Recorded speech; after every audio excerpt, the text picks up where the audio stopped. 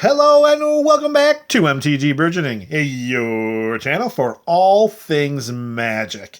In our video for today, we are going to update and upgrade our Scion of the Ur-Dragon EDH deck, one of the many commander decks that currently reside in the Burgeoning Commander catalog.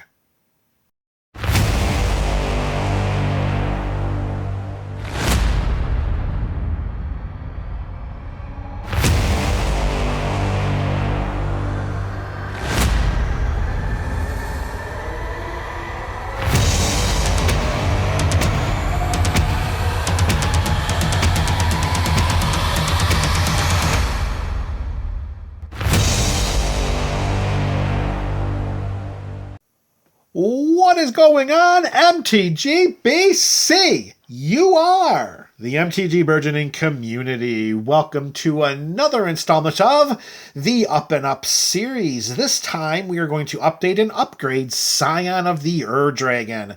Of course, Scion is just one of the many commander decks currently residing in the BCC, a collection of decks that you can see by clicking the playlist on the page of our channel.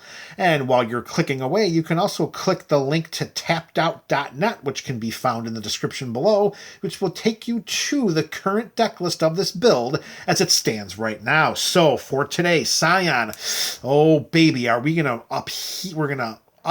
No, I think upheaval can't be used as a verb. Upheave, we're going to upheave. That just sounds terrible. We're going to turn over some of the dragons in the current 99 of this build. And if you can believe this, we're going to update the land base just a little bit more. We got 4 dragons coming in, which means we got 4 dragons coming out. And the first going in, oh baby, is this one going to be a powerful addition. We've got Rith, Liberated, Primeval. We got a 5/5 flying dragon for 2 Anaya colors. It has flying and ward 2, and it gives other dragons we control ward 2. If you're unfamiliar with ward, that's kind of like a hexproof ability. Any spells or abilities that our opponents are trying to target anything with ward 2, they're going to need to pay 2 more generic mana to do so. That could be enough to stop a lot of spot removal in our format. And at the beginning of our end step, if it didn't get better than that, at the beginning of our end step, if a creature or planeswalker an opponent controlled was dealt excess damage this turn, create a 4/4 red dragon creature token with flying.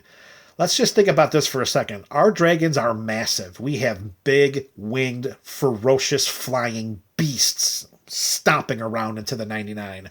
If any of our opponents decide to chump block them with maybe some Thopters or some fairies or something like that, all of that is going to be considered excess damage. Let's just face it, it's going to that's going to allow us to create more and more dragon creature tokens.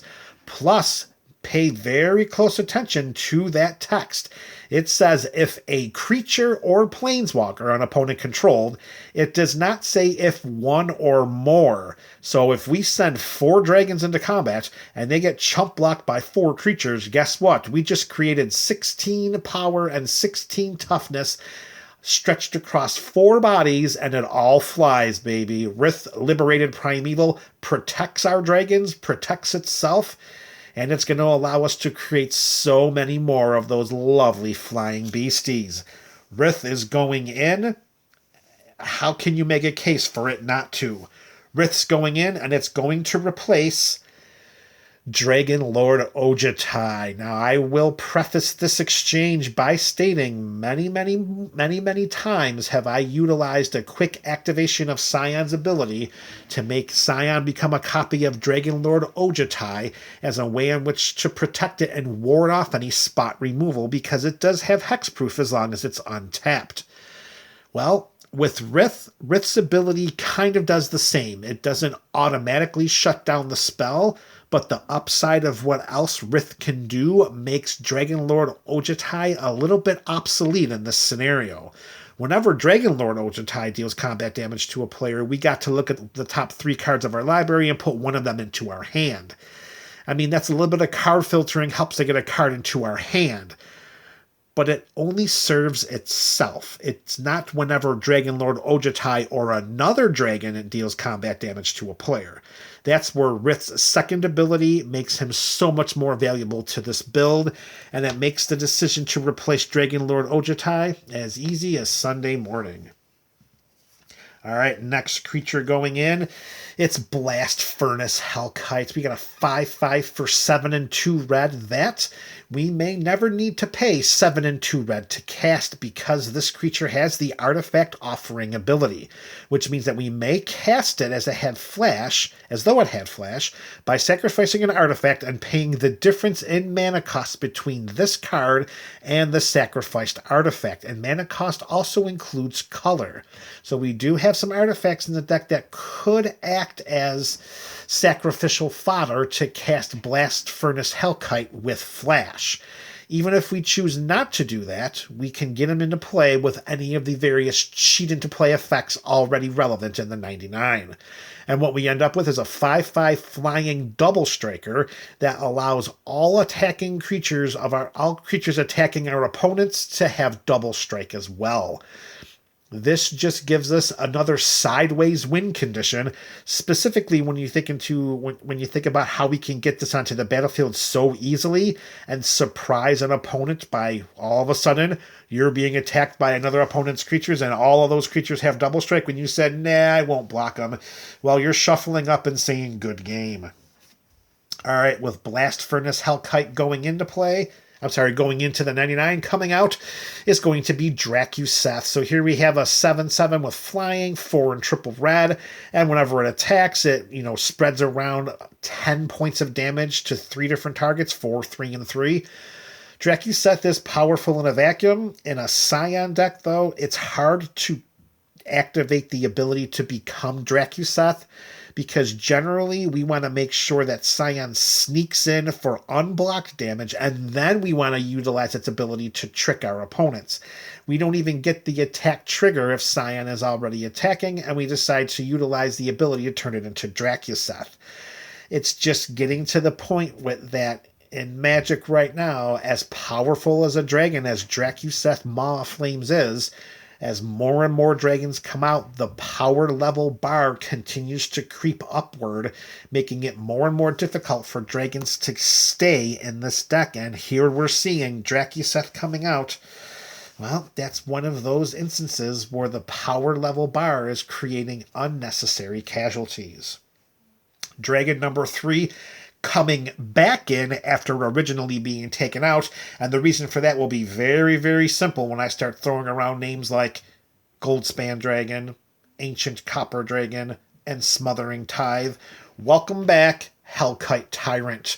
A 6/5 flying trampler for 4 and 2 red. Whenever it deals combat damage to a player, we gain control of all artifacts that player controls. And at the beginning of our upkeep, if we control 20 or more artifacts, we win the game. That was an ability that I have never been able to achieve with Hellkite Tyrant. However, now that there's such a huge influx of treasure tokens into the 99 of this build, I sense that we just installed another potential win condition in a deck that's just loaded with them. So welcome back, Hellkite Tyrant. We missed you. Hellkite Tyrant going in, taking the place of Earthquake Dragon. This is a decision that was pretty easy because Earthquake Dragon is and of itself a self-contained threat. It doesn't really do anything to better the battlefield. It doesn't do anything to help out the squad. It has no other interacting synergies with any of the other dragons in the deck. And quite honestly, we're getting a point again as the power bar continues to rise.